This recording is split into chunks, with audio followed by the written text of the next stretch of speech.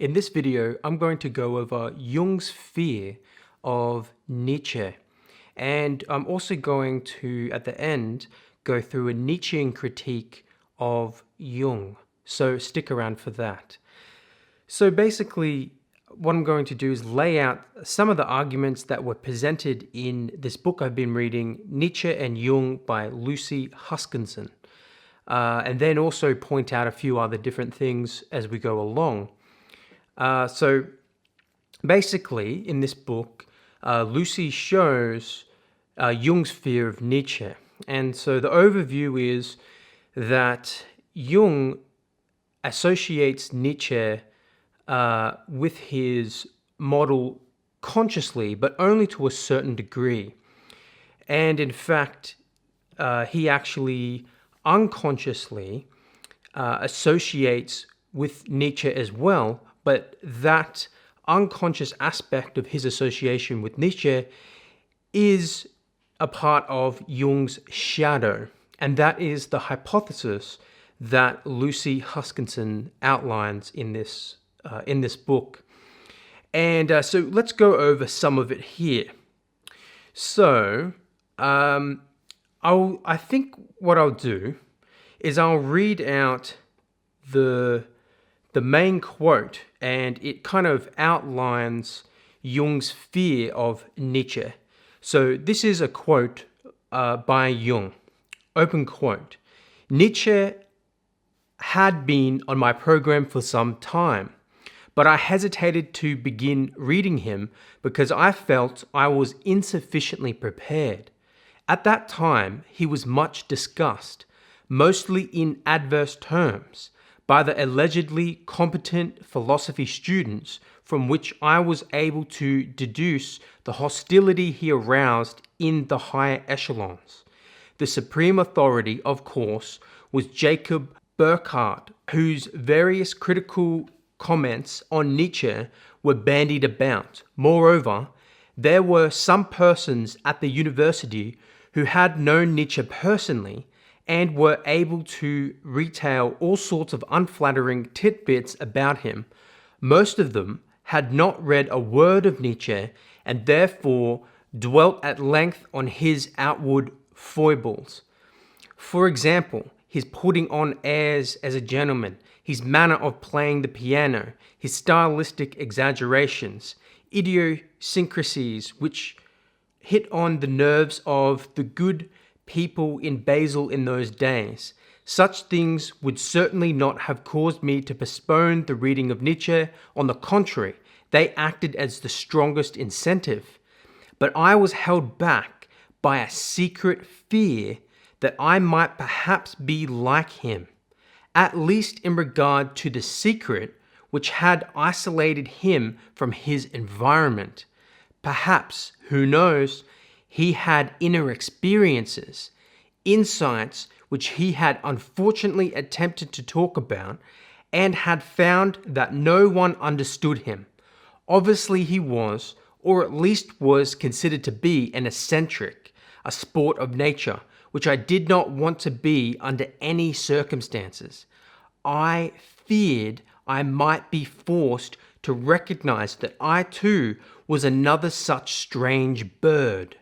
Of course, he was a professor, had written whole long books, and so had attained unimaginable heights. But, like me, he was a clergyman's son.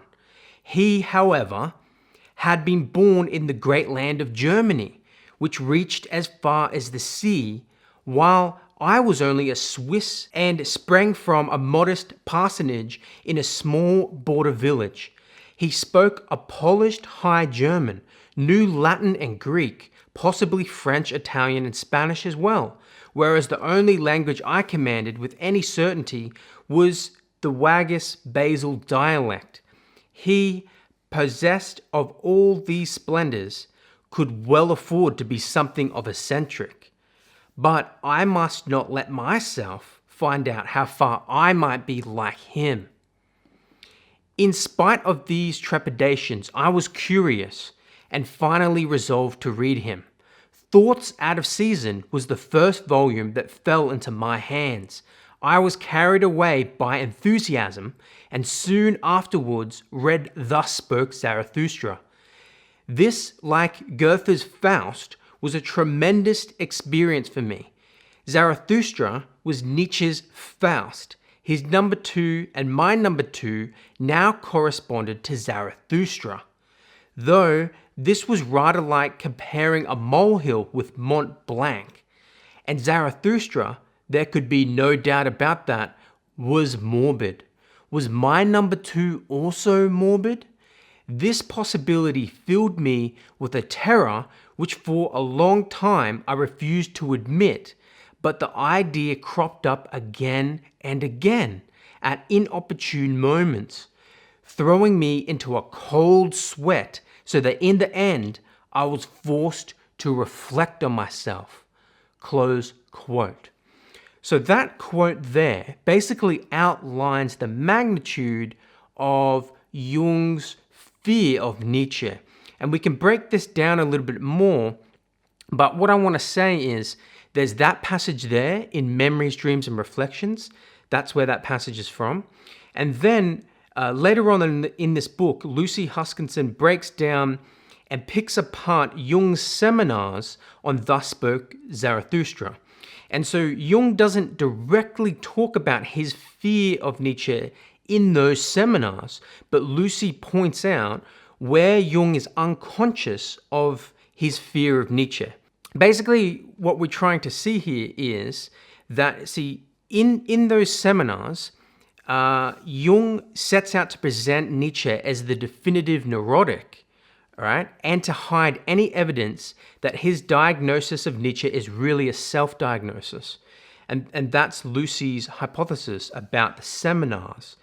And so what we do is we can see here in Jung's own words that he had a fear of even reading Nietzsche.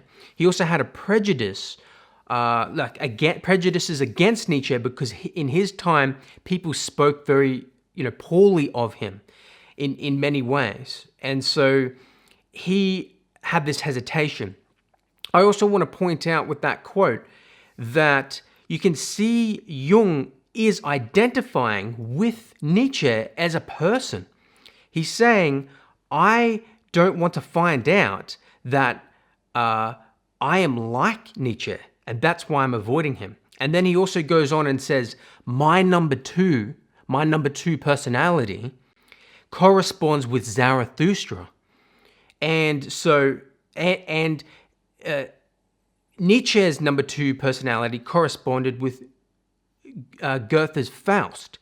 So you can see there is this kind of tying up of his identity with what is written in Nietzsche's Zarathustra. And I've been reading this other book that is called Jungs Niche, okay? And it's about Zarathustra, the Red Book, and visionary works, all right? And basically, the overall presentation in that book, I'm still reading it, by the way, but the gist of it is that the reason why Jung gets Nietzsche's kind of philosophy wrong, like he misinterprets Nietzsche in many ways, and it actually surprised a lot of people how Jung would misinterpret Nietzsche quite a lot, especially in his seminars in Thus Spoke Zarathustra.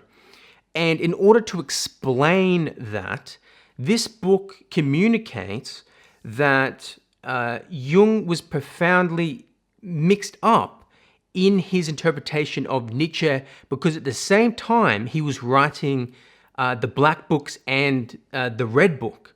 Okay, so he was having these visionary experiences at the same time as he was, taking in Zarathustra. He went back to Zarathustra after the First World War, I believe, and he was, taking Nietzsche in again.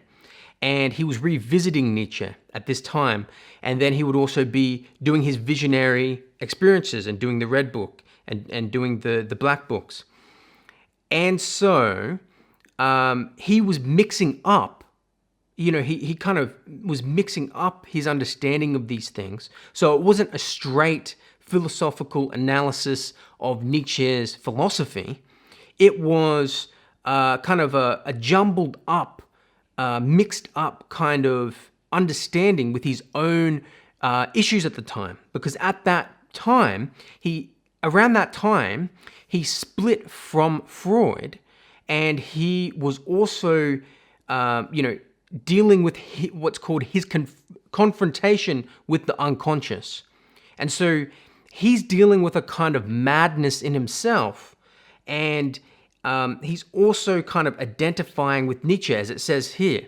His number 2 corresponded with Zarathustra. So he was kind of taking aspects of this into himself, okay? And so it was this very interesting time for Jung, and not many people talk about it, but it's definitely there, and it's very interesting. And so let's move on a little bit, and I'll read this another quote by Jung. Open quote. "The unconscious contents could have driven me out of my wits, but my family and the knowledge I have a medical diploma from a Swiss university. I must help my patients. I have a wife and 5 children. I live at 228 C. Estrays in Kusnach.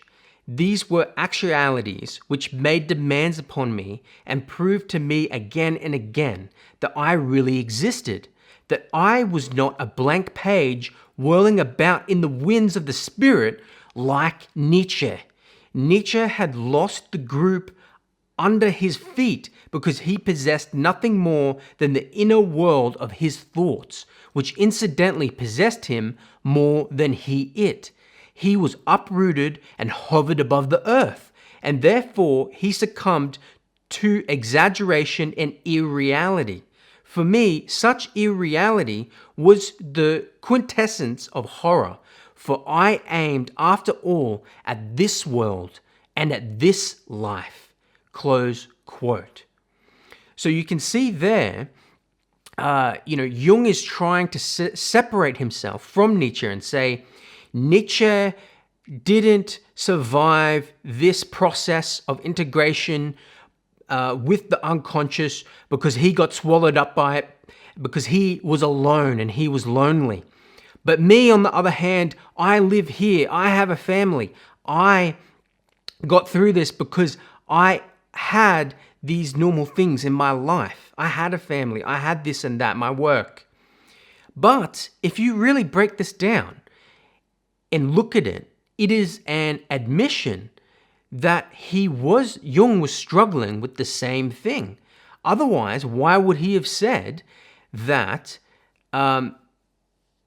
these were actualities which made demands upon me and proved to me again and again that I really existed? So in other words, he didn't know at points of time if he existed. He struggled with this problem, and again he had to remind himself of his family, and that grounded him to a certain degree, and I believe it did. But he's also trying to set himself up above Nietzsche by saying, Nietzsche got it wrong, but I did it right. I did it right. And as you look through this book, through Lucy Huskinson, Nietzsche and Jung, you see that their models are actually quite similar. And Jung takes a lot more from Nietzsche than you would have ever thought. Really. Each aspect, there is seeds in Nietzsche. Each aspect of Jung's model, there's seeds in Nietzsche. The shadow, the self, even a little bit of the anima. All different aspects. Even the idea of the libido can be similar to the idea of the will to power. Now, it's not the same, and I'll look at it later in this video. But I'm just saying that there's parallels there. And yes, Jung fleshes those out more. But the idea is that Jung identifies with Nietzsche a lot more than he is prepared to admit, because he has an unconscious fear that he will end up exactly like Nietzsche, insane at the end of his life. And that is, you can see it in here. He doesn't want to identify with Nietzsche. He wants to separate and prove to you why he is different than Nietzsche. And that's what he does in the seminars on Thus Spoke Zarathustra. Okay, so it's just very interesting there. Okay, and even at the end there, he says, for me, such irreality was the quintessence of horror, for I aimed, after all, at this world and this life, right?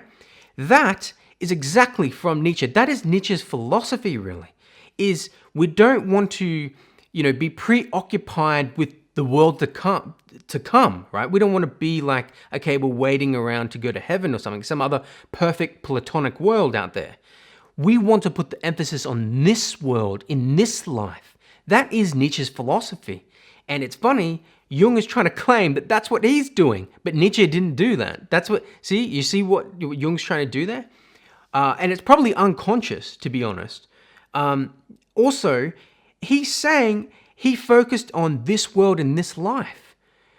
But in this autobiography, which it isn't fully an autobiography, it was written, by Jung's assistant, but, Jung signed off on it at the very least. So, in Memories, Dreams, Reflections, right, he's just said there in that quote, he doesn't want to focus on irreality, right? He wants to focus on this world, tangible things. But yet, when you read Memories, Dreams, Reflections, he says, oh, this book doesn't really concern tangible facts of what I did here and there, because I don't really remember that. That's not important to me. What's important to me is the inner life, my inner experience. So Jung's saying one thing, but really he's doing another as well. And I think that's quite interesting if you break that down. Now, let's keep moving on, okay? Now, in this book, Lucy writes, there is nothing very important in the... Oh, that's right. So what Jung does in the seminars is then he skips over. So Lucy basically makes this argument that Jung has a fear, an unconscious fear of Nietzsche. And besides those ideas he outlined in Memories, Dreams, Reflections, in the seminars, it's not so much what he said, which it is. He put down Nietzsche a lot unnecessarily. He exaggerates, the bad qualities of Nietzsche. And that says one thing. But what also says something is the things that Jung omitted, that he did not say in the seminars on Thus Spoke Zarathustra. So he chose deliberately which content he would talk about with his audience, whether he would skip over something, and he skipped over specific passages, and 4 of those 5 passages that Jung skipped over all pertain to Nietzsche's conception of this idea of the mirror. And he uses this idea of the mirror in various different ways, but essentially it's about reflecting back on yourself and reflecting back on your unconscious, okay? Especially the deep unconscious, the 100-fold mirror, which has connotations of the collective unconscious, okay? So you're looking into this mirror and it's reflecting back to you, the things that you are unconscious of, all right? And so this is some of the writing from I believe this is a quote by Jung, but it's kind of diced up a little bit. So I'm not going to put it on the screen because it's just from the book I was reading from Lucy Huskinson, okay? So this is Jung speaking. There is nothing very important in the next chapter, the sublime ones, chapter 35, nor in the following one, the land of culture, chapter 36, nor in that chapter called immaculate perception, chapter 37. Then it skips ahead a little bit. The chapter called scholars, chapter 38, he chiefly realizes professional resentments. And in the chapter called poets, chapter 39, he chiefly realizes all his resentments when he was called a poet. Of course, it is all represented in a generalized form, but it is quite obvious that they are his personal resentments. So we will go straight to the 40th chapter, Great Events. All right, so that's Jung basically telling his audience in the seminar, we're going to skip over these chapters. All right, so that's basically that. That's all he's doing, right? Yes, okay. So we'll move on here. Now, so basically what happens is he skipped over these chapters of the mirror. Now, the mirror, what Lucy talks about is, that was actually very interesting because those chapters really outline Nietzsche's idea of the shadow. So Nietzsche's shadow, not only his idea of the shadow, but his shadow are reflected in these passages. And so I do find it very interesting that Jung decided to skip over that, because these seminars are about breaking down Nietzsche's, philosophy, or his writing at least in Zarathustra, and trying to see what made Nietzsche go mad and why wasn't he able to individuate, right? And so part of that would be, why wouldn't he be able to integrate the shadow, right? And so in these passages where he admits about the mirror, Nietzsche talks about his own shadow, okay? And so that's why Lucy claims that it's interesting that he skips over this, because he really shouldn't have. It's really relevant to his task in these seminars. And also at the same time, it kind of hints at the fact that in Jung's shadow is Nietzsche. And he doesn't want to look at these mirrors because he doesn't want to see what's looking back at him in these mirrors, and it would be Nietzsche in his own shadow. And he's scared of identifying with Nietzsche because of his own madness. And this whole seminar is trying to discover why Nietzsche went mad. At the same time, Jung's talking about himself. Why did he experience these things? Okay? Remember in that quote in Memories, Dreams, Reflections, he said, maybe Nietzsche had these inner experiences. You see? And so he's really, trying to work out his own psychology. And later on, also Jung says that he wrote some of his books in order to figure out himself. Okay, so, he admits that. He also even did therapy with certain people to figure out his own issues as well at times. And so this is kind of, Jung is trying to figure himself out through these things as well. Okay, so in this passage, Lucy quotes Nietzsche as what he talks about in regards to his shadow. So Nietzsche says, all life is dispute over taste and tasting. And then Lucy skips forward and open quote again, if he grew weary of his sublimity, this wise man, only then would his beauty rise up, and only then will I taste him and find him tasty. The sense of his eyes, too, is overshadowed. All right, so that's just splicing up a little bit of Nietzsche mentioning about this idea of his own shadow, okay? And Lucy goes on and says, Nietzsche claims that only when the sublime man is overcome, when the shadow is integrated into consciousness, will he then be able to find him tasty, be able to promote his inferior sensation function. To confirm this interpretation, Nietzsche himself writes, and only if he, the sublime man, turns away from himself, will he jump over his own shadow and jump in truth into his own sunlight.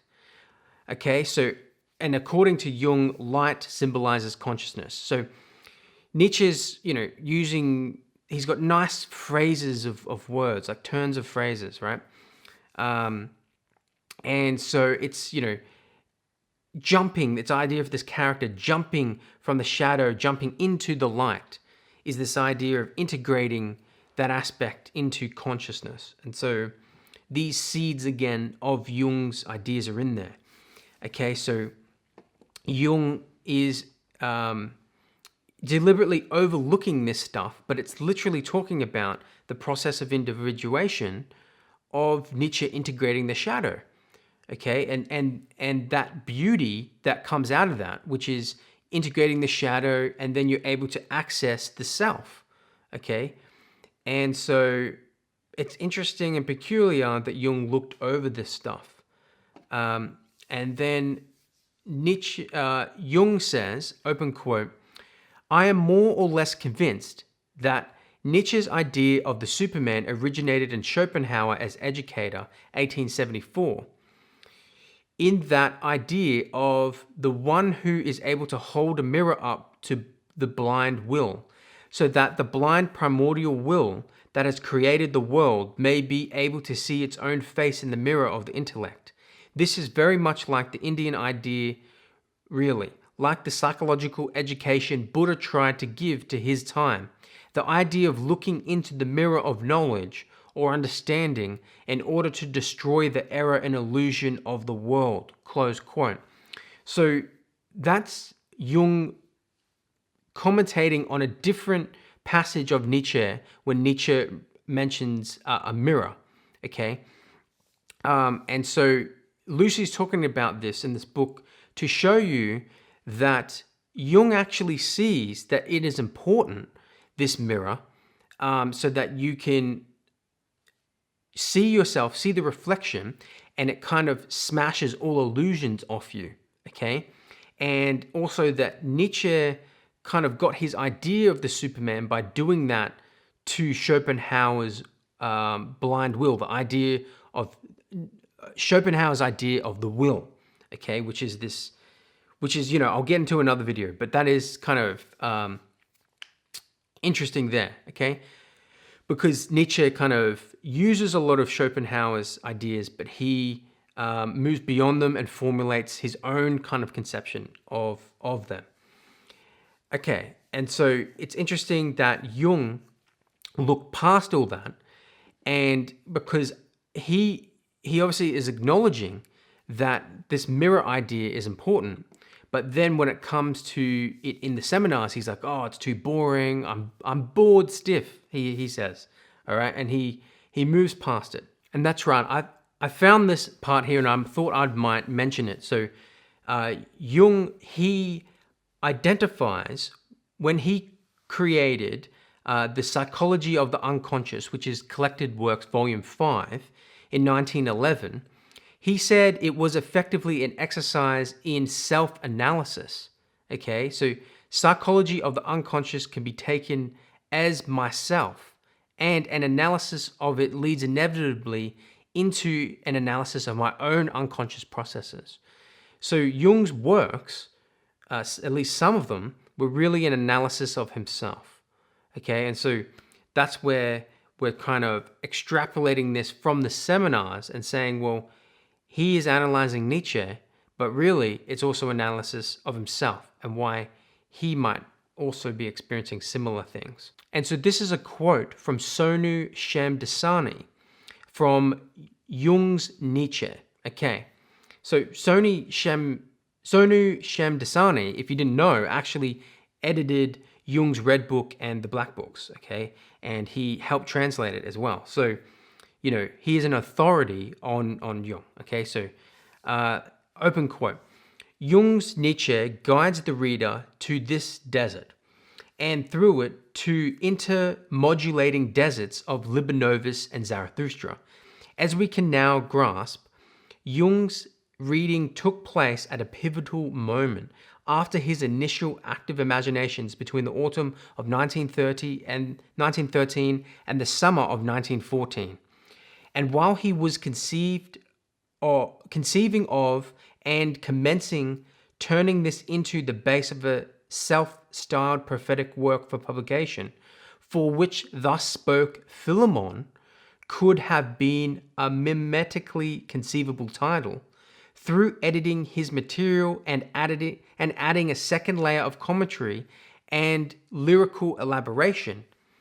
In Liber Novus, Jung was also, as he put it, led into the desert of my own self. In such deserts, Jung noted, the ancients found the abundance of visions, the fruits of the desert, the wondrous flowers of the soul.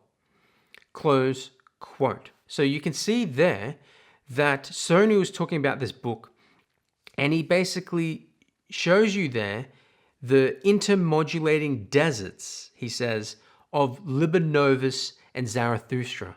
So that this is alluding to what I was saying before about Jung identifying with Zarathustra, okay? And so a lot of his fear of Nietzsche comes from identifying with Nietzsche and not wanting to go mad, because when he's dealing with these visionary experiences, that's what he's dealing with. He doesn't want to go into madness when he's having these visionary experiences, doing the black books and the red book. Okay, and it's interesting there. Sonu said it, not just me. Thus spoke Philemon would be, also a title for the red book, for Liber Novus. Okay, so that in itself is an interesting idea to ponder. Okay, thus spoke Philemon. All right, and so that alludes back to Jung identifying with Zarathustra as his number 2, morbid Zarathustra. All right, so let's move on now to a Nietzschean critique of Jung. So that covered the kind of the fear that Nietzsche had the fear that Jung had of Nietzsche. All right, now we're going to critique Jung a little bit. So keep in mind, like I like Jung, right? My channel has lots of videos of Jung, but I think it's just important to, have different perspectives and see different perspectives. And, I like doing that. I think we learn the most when we do that and contrast people. Have Nietzsche fight Jung a little bit. Have Jung fight Nietzsche. Now, I hope it doesn't need to be said, but obviously by the time Jung came onto the scene, Nietzsche was already unwell and, he already went insane and he died, okay, in 1900. So they never really corresponded with each other. So this critique is like a retrospective meta critique, on Jung from the ideas that are within Nietzsche's writings, all right? Okay, but the first thing I want to show here is it's well known, actually, that Walter Kaufmann, one of the greatest well-known translators of Nietzsche, is Walter Kaufmann. And he thought that Carl Jung misunderstood Nietzsche's philosophy. And, a lot of people do think that as well, because you can point to things in Nietzsche that overturn Jung's criticism. Jung didn't really completely understand what the will to power was. He kind of talks about it in reference to Adler's idea of power, but that's actually not Nietzsche's conception of power. It's not this domination type thing where you just dominate people. That's actually a very low form of the will to power in a sense. See, the will to power is in everything in a sense, but that's a very low resolution of it. That is not what the will to power is. The will to power is much broader than that and is more than that. The will to power is more about the power to create, the power to be creative, okay? And so, and to express oneself, the power to have that self-expression, all right? And so that is kind of more of what it is, and it's this underlying energy, I guess, that kind of moves everything, that underlies things, okay? And so it's the motive that underlies behavior, okay? And so an expression. And so Kaufmann says, basically, I've got a quote here, open quote, "The sickness which Jung did not recognize as such was the resentment that kept gnawing at him all his life. Had he really any grasp of Nietzsche, of whom he spoke constantly, emphasizing that he, unlike Freud, had read him, he would have known that resentment can poison a man's character. Also, how it can be fought. That he failed to see this is not a minor oversight, rather odd in a man who actually gave seminars of Nietzsche's Zarathustra, but a flaw that in 1934 assumed world historical dimensions when resentment exploded in Germany and prepared for mass murder.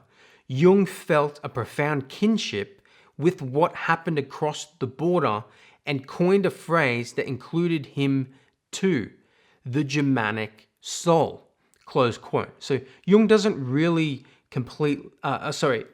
Kaufmann does not completely explore what he meant by that quote about the Germanic soul. If he broke that down a little bit more, we'd probably understand it more. But anyway, we're left with that. And basically what he's trying to allude to is that Jung took Nietzsche wrong and took it for the opposite.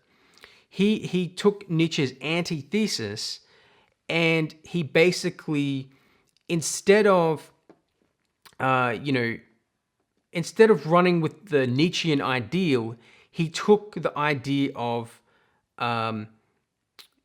he took that idea and instead he was resentful. And so that's basically what Kaufmann claims, is that Jung really was acting on a lot of resentment.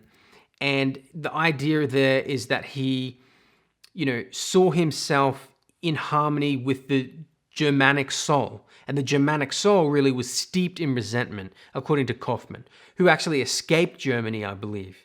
And, so Kaufmann actually thought, well, that whole movement was full of resentment. And Jung identified with that, so therefore Jung was full of resentment himself, all right? And so he didn't really understand Nietzsche's philosophy. If he did, he wouldn't have done that. He wouldn't have been like that, okay? And so that's Kaufmann's argument against Jung, all right? So now, there are differences in the model of the unification of opposites between Nietzsche and Jung.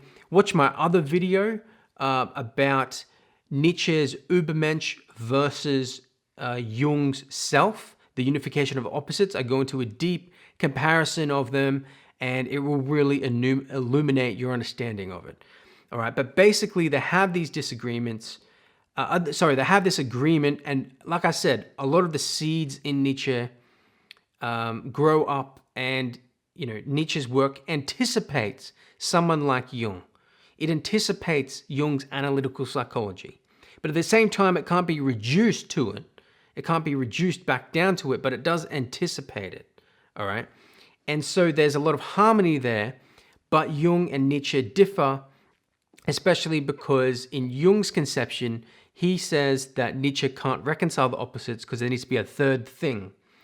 Nietzsche, on the other hand, through the will to power, one part of the instinct splits off from the other part, and so they become opposites, but they seek each other to reunite because of their original form. Because they originally were together, this instinct splits off into two, and they seek each other again to reunite. So the will to power works through the opposites to reunite them, all right? And so that's basically Nietzsche's idea, and so it doesn't require this third thing, all right? So that's a little bit of the breakdown of the differences. Now, Nietzsche would interpret this idea of Jung. This is a hypothesis from Lucy, right, in her book. And so she basically says that Jung cannot unite Nietzsche's opposites without their founding force. By failing to promote the will to power, Jung is forced to look beyond the dyadic relationship and introduce an external element to try to ground and unite the opposites. All right, so what I was saying there is that the will to power is what splits off the instinct against itself, right? And then in that opposition, there's this kind of creative opposition, and then they seek to reunite again into one again through the will to power. But as Jung rejects the will to power, he also misunderstands the will to power and thinks it's more of an Adlerian idea of power, of domination, but it's not that, as I talked about earlier.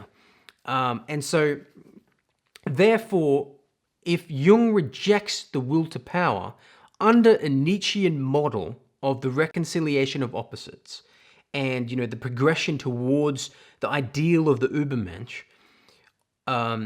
if Jung rejects the will to power, he can't unite the opposites because there's no driving force that splits them and that reunites them. Okay, and so for Jung, he has to posit something else, this third thing. But as I'll go on here, so Lucy writes in the book, Nietzsche would interpret this move as aesthetic, for it is effectively devaluing the inherent power and dynamism of the instincts while placing greater value on a third element that is external to them. Okay, so there, basically, Jung is devaluing the instincts themselves by saying they can't reunite unless they have a third thing, which is a symbol. Now, if you're a bit confused about what I'm saying, go back and watch my other video, because I really talk about their models, all right? And you'll understand what I'm saying. But I assume kind of you've watched that a little bit already.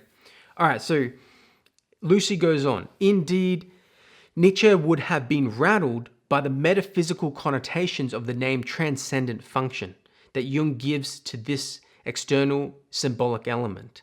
On the other hand, Jung's third element, the symbol, is not external to the individual, but is part of his psychological makeup, and is, in this sense, Nietzsche would not reject it on aesthetic grounds. Okay, so Lucy's going back and flipping back as well, because you can reunite these two models. But essentially what I'll say is that Jung misunderstands Nietzsche, he misunderstands the will to power, and in his model, if you were analyzing Jung's conception of the unification of opposites through a Nietzschean conception, you would say, because he rejected the will to power, he can't do it. He's focusing on something that is outside of actual experience of uniting the opposites. He's positing this third thing, this transcendent function. That's not really in the realm of our actual, experience in the individual. See, because for Jung, the base of reality and the base of, becoming your whole self, unifying the opposites, is a process of discovery. But for Nietzsche, that process of unifying the opposites on the way to the ideal, the Übermensch, is a process of creation. And so, implicit in Jung's view is a will to truth. Okay, and Nietzsche, kind of would rally against that idea of the will to truth as being kind of the thing that drives this person to be able to expand and reach their full potential. Okay, and so Nietzsche would say, well, you are neglecting the will to power, and the will to truth is another expression of the will to power. Okay, and so, that's also another kind of critique on Jung's approach. And the reason I say Jung's approach is the will to truth is because it's that idea of discovery. It's that idea of, these are the archetypes. We have to discover the primordial patterns of what happened throughout the ages. This is how, and this is an automatic unconscious process that the self governs and unfolds through our lives as time goes on. If we just understand and interpret correctly the archetypal patterns that are gripping us, we then understand and discover the process that we are in, unifying the opposites and becoming more of a whole self, right? But Nietzsche would say, well, that's the will to truth. You are particularly focused on discovering this kind of predetermined structure, okay? And that predetermined structure, where the libido works through these kind of archetypal channels that are already kind of set up before we're born, a priori, before experience, these archetypes, right? Nietzsche is saying, well, that has no room for creativity, because under Nietzsche's model, it is more this idea of the chaotic Dionysian that is kind of harnessed through the Apollonian form, right? But it's, Nietzsche's position is summarized in that quote where he says that, that someone needs chaos, you need chaos inside of you in order to give birth to a dancing star. So Nietzsche is, in that sense, is more chaotic, but more creative. There is not this rigid sense of this unfolding, unconscious process that goes through stages of these archetypes. It's not so rigid like that. So Nietzsche's model is more creative than that. We don't need to just follow a predetermined pattern from these archetypal experiences. At every moment, we create through the dynamic and interplay of the instincts, through competing different instincts. We have a dynamic interplay of creative forces coming together. And the will to power is someone who's able to harness that dynamism and create out of that something of themselves, expand themselves through harnessing lots of conflicting drives. Okay, and so there's this chaotic creativity to doing that in the moment. And so that's why for Nietzsche, it's about creating as opposed to discovering. And so that would be the difference between the will to power compared to Jung's will to truth. All right. And so I think that that's very interesting as well. Okay. So let's just read a little bit of this here from Lucy Huskinson. The union of opposites is not prior to experience because it is the opposites themselves that create the relevant experience. For Nietzsche, there can be no pre-designated teleological path of experience, only the ceaseless and random flux of becoming. While the self is an inevitable goal of the healthy psyche, an intra-psychic pre-designated plan, the Übermensch is defined by the strength to endure the immediate chaos of existence. It is to create order and form, but in such a way that no shape can be recognized or fully established. As Nietzsche says, simply to impose upon becoming the character of being, that is the supreme will to power. All right. So to assemble a definite structure out of the chaos of opposites, as Jung has done, is to impose limitations on individual creativity. All right. And so I think that is really interesting there. Now, I'm running out of time here, so I'm just going to zoom down to this quote here. And I think this is really interesting. Nietzsche's will to power is the energy that unites the opposites. It can be understood as a process of compensation, as it accentuates the weaker instincts in order to create the tension between opposites and enhance their creative competition. The will to power is identified with both opposites in the binary pair. It is the original form from which they originate and within which they unite. In his preoccupation with form, Jung cannot accommodate the freedom and creativity that chaos initiates and the Übermensch demands. Zarathustra teaches that one must have chaos in one to give birth to a dancing star. But this is just what the Jungian model lacks. Certainly, the Jungian model shares similarities with that of Nietzsche, but from a Nietzschean perspective, Jung's model is concerned with being over becoming.